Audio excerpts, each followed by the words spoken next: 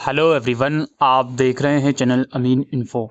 और आज की इस वीडियो में हम Hindi BA programme generic elective semester 5 में एक सब्जेक्ट है अनुवाद, व्यवहार और सिद्धांत।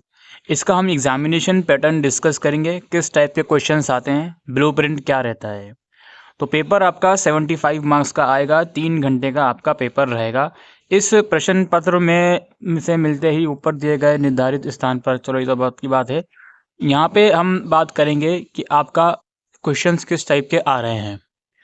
तो पहला क्वेश्चन ये है दोस्तों, अनुवाद का अर्थ स्पष्ट करते हुए भाषाई परिदृश्य और अनुवाद पर प्रकाश डालिए।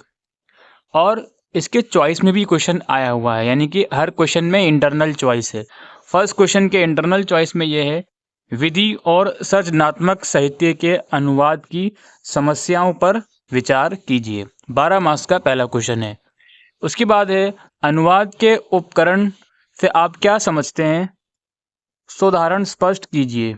या फिर तकनीकी साहित्यों के अनुवाद की समस्याओं पर विचार कीजिए। अनुवाद का बेसिकली मतलब होता है ट्रांसलेशन। तो ट्रांसलेशन के रिगार्डिंग ये सब्जेक्ट से अलग अलग टाइप्स ऑफ ट्रांसलेशन का प्रोसेस, उसमें क्या क्या डिफ़िकल्टीज आ सकती हैं, वही सब चीज़ें इसमें पूछी जा रही हैं।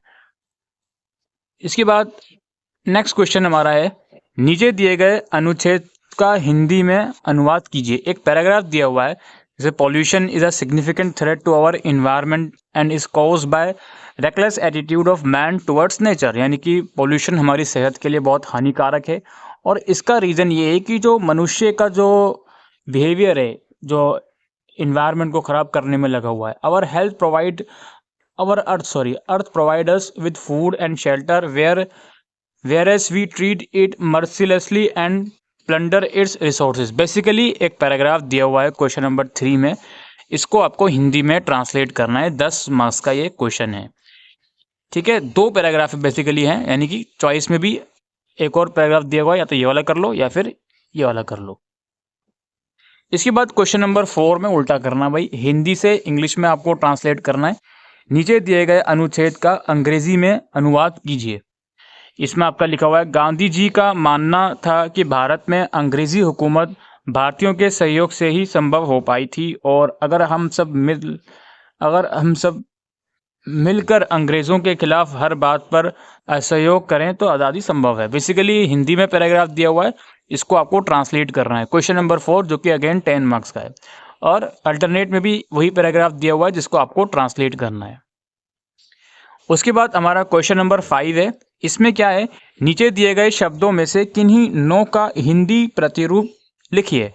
कुछ आपके वर्ड्स दिए हुए हैं, इनको हिंदी में आपको लिखना है। एडवर्स का मतलब क्या होता है, एडजॉर्नमेंट का मतलब क्या होता है, बेल हो गया, ब्यूरोक्रेसी हो गया, कैश शीट हो गया, एक्स ऑफिसियो हो गया, फाइल हो गया, लीज, लमसम। इन वर्ड्स में से किन्हीं 9 वर्ड्स का आपको हिंदी में ट्रांसलेट करना है, 9 मार्क्स का। उसके बाद क्वेश्चन नंबर 5 का खा पार्ट है, नीचे दिए गए शब्दों में से किन्हीं 9 का अंग्रेजी प्रतिरूप कीजिए।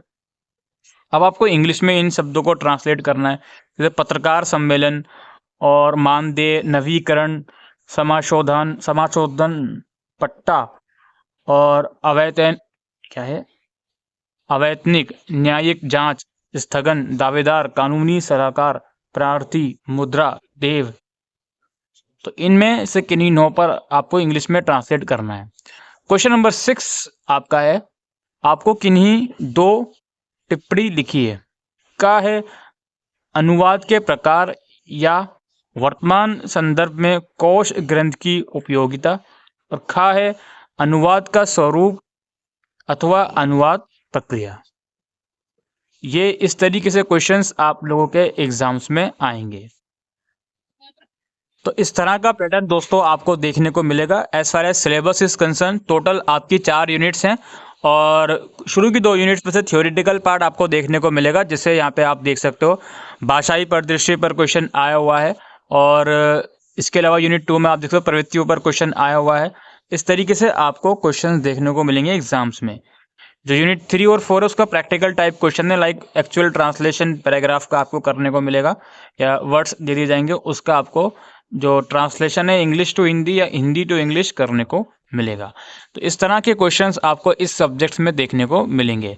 आई होप दोस्तों आपको ये वीडियो यूज़फुल लगी हो तो वीडियो को शेयर कीजिएगा। Thank you.